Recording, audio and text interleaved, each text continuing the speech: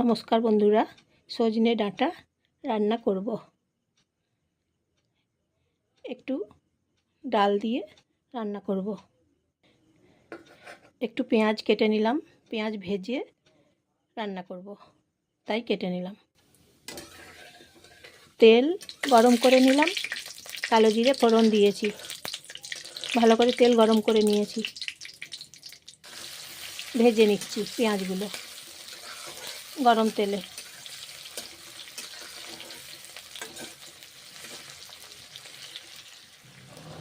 পেঁয়াজ ভাজা হয়ে গেছে,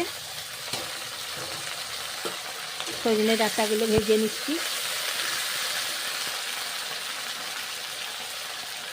ডালগুলো জল দিয়ে ধুয়ে নিয়েছি, জল দিয়ে ধুয়ে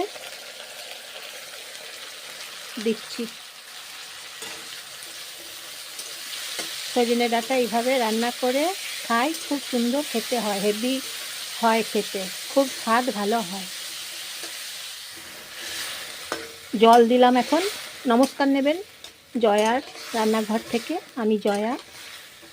সবাই বন্ধুরা নমস্কার নেবেন, একটা লাইক করবেন, একটা সাবস্ক্রাইব করবেন, কেমন হয়েছে বলবেন। সজনে ডাঁটার রেসিপি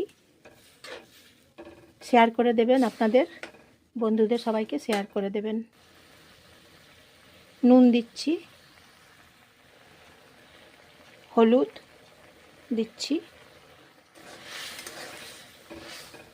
নেড়ে চেড়ে রান্না করছি। সজনে ডাঁটা রান্না করছি, কাঁচা লঙ্কা দিচ্ছি।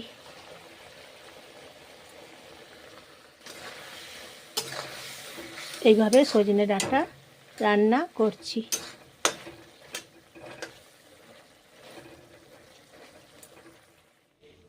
5 মিনিট পরে এই যে ঢাকনা দিয়ে রান্না করে নিচ্ছিলাম।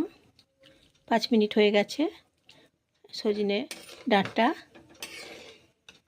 মুসুর ডাল দিয়ে রান্না করছি। পেঁয়াজ ভেজে মুসুর ডাল আর সজনে ডাঁটা রান্না করে নিলাম আজকে। সজনে ডাঁটাগুলো খেতে জানেন তো, এখন খুব ভালো লাগছে সজনে ডাঁটা খেতে। আপনারা একবার এইভাবে সজনে ডাঁটা খেয়ে দেখুন, দারুণ ফাটাফাটি। এই যে দেখুন, একদম নরম হয়ে গেছে সজনে ডাঁটাগুলো। দেখুন দেখুন, দেখছেন তো, নরম হয়ে গেছে।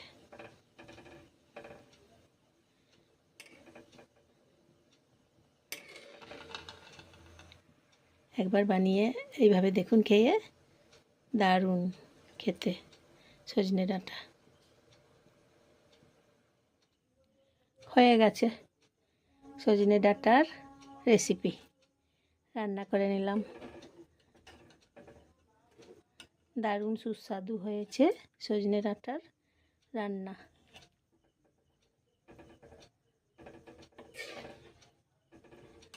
খেয়ে একবার দেখুন।